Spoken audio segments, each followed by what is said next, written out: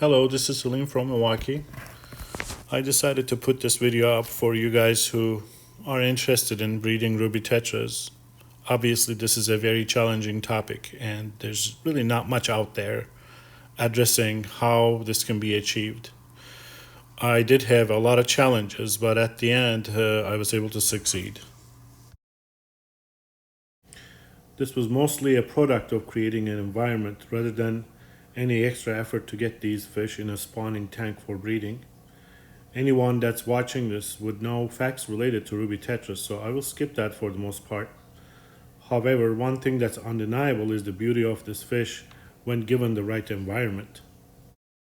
So what I will discuss here will be more about this large tank and the environment, including water quality, parameters, and plants featured.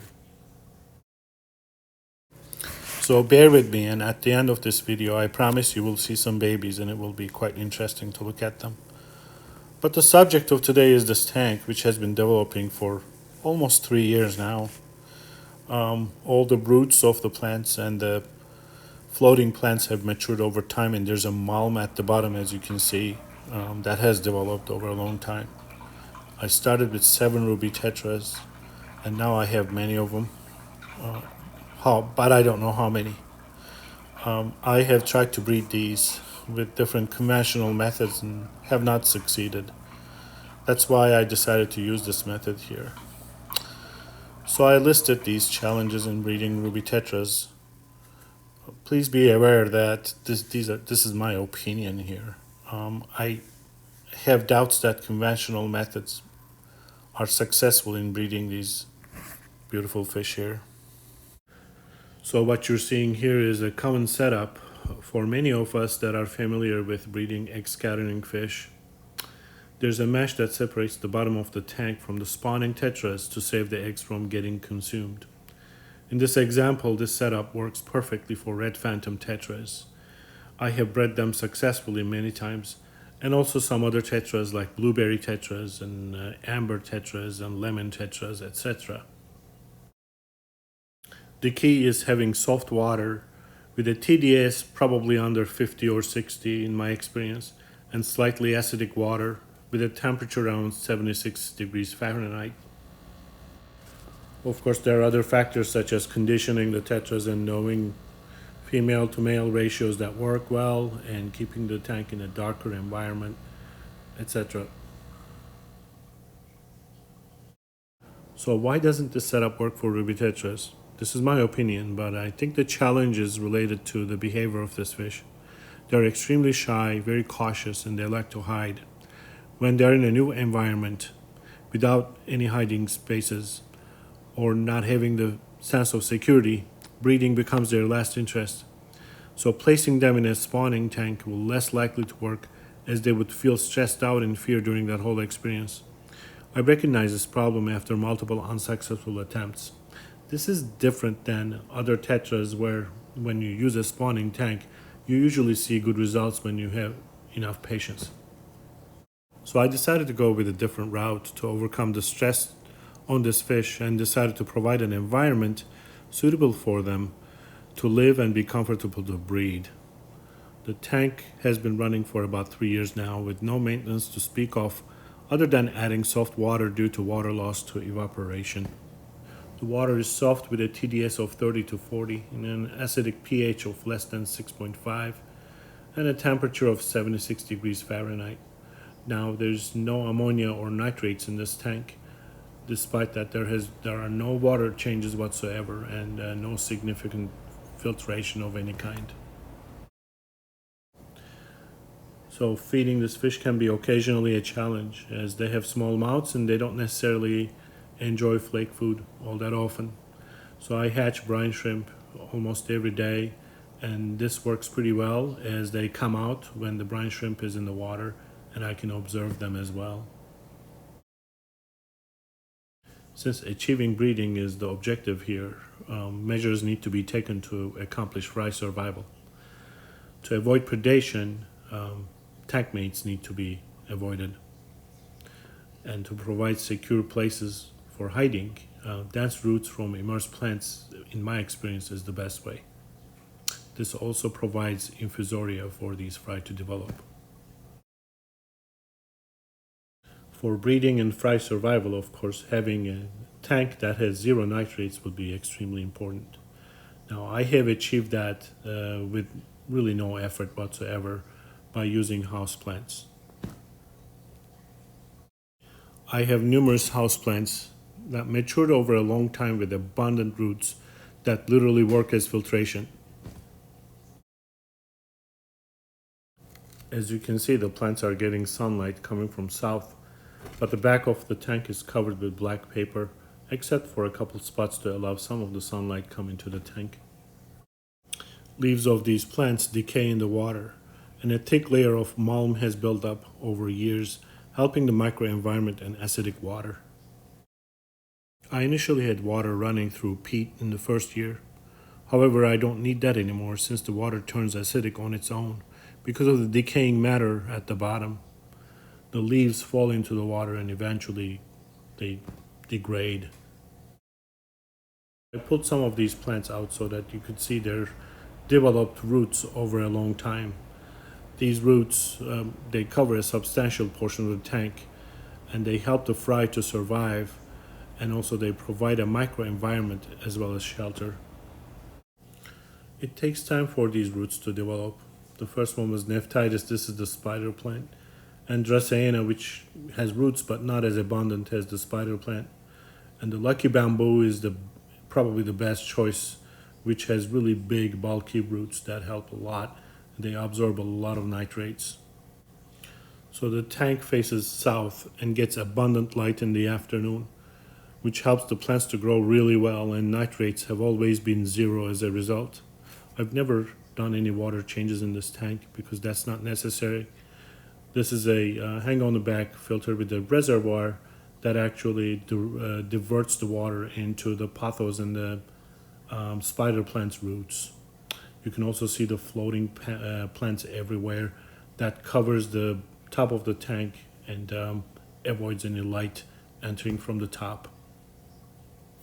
So the spider plant gets plenty of water from the hang-on back filter, and the water is actually diverted to different parts of the tank for helping the flow. And as you see, the surface is covered by lots of floating plants to avoid any further light coming down. That's you can see PVC pipes bringing the water to different parts of the tank, and that's the lucky bamboo plant, a number of them together with abundant roots that are below. Let me pull that up for you. They kind of look reddish orange in color, and these go all the way down to the substrate, and actually that's probably the most dense roots I have. That's the Dracaena, which doesn't have as abundant roots, but it's a beautiful plant, provides a lot of shade, and also has still decent roots that certainly does help for hiding for the fry, and also for microenvironment. And then we will be looking at the Chinese money plant, which is a very interesting plant. It grows really, really fast when the roots are kept moist. I keep it a little bit higher up than the substrate. It's in a little reservoir that has an outflow that takes the extra water out, and then there's a very small turtle canister that brings this water into the roots of this Chinese money plant. You can see the zoom in filter there that brings the water into that reservoir, which also diverts the water in two different directions. As you can see, there are a ton of plants which they don't really need any maintenance whatsoever. And the pothos plant actually is coming from the corner, and it grows under the tank, which also gets quite a bit of sunlight, and some leaves are decaying, but it's doing quite well otherwise. Lots of sunlight. Also, let's check the water quality here, and let's do some testing, which this is very consistent. It never changes, but I just wanted to demonstrate. This is the pH, and as you see, it looks like a 6.4-ish, and that's very consistent. I don't show you the TDS, but that's 30 to 40, and that's the nitrates. I never do water changes in this tank, and I just add some soft water, and that's all I do.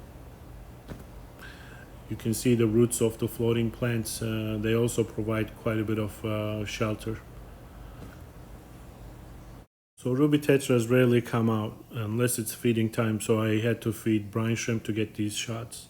You can see the environment and the beautiful color display in this rare shot there.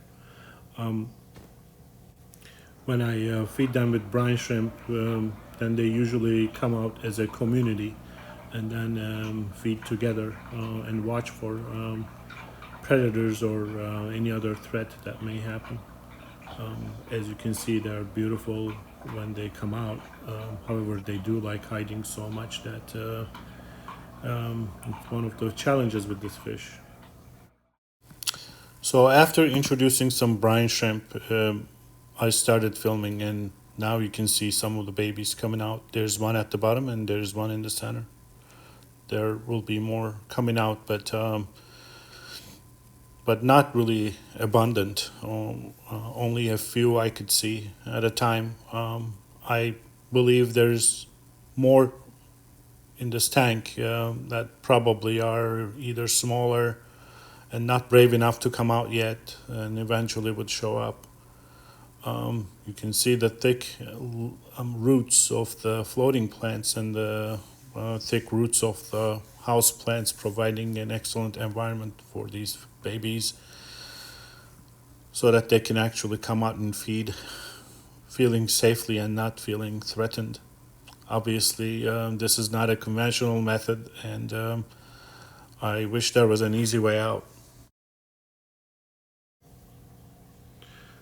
Obviously, this is not a very efficient way, but it was certainly quite a lot of fun. Developing a tank over a long time is it's not an easy process, especially if you're aiming for decaying leaves and plants building up at the bottom, and also developing these house plants with abundant roots. This takes a long time. So this method is not practical whatsoever, but this is the only way I can come up with at this time. I will leave this video running for another minute or so, because it's kind of fun to watch these babies feeding in between the roots and all that. But thank you for watching, and please let me know if you have any questions, or if you have achieved successful breeding of Ruby Tetras. I would really like to know. Thank you and goodbye.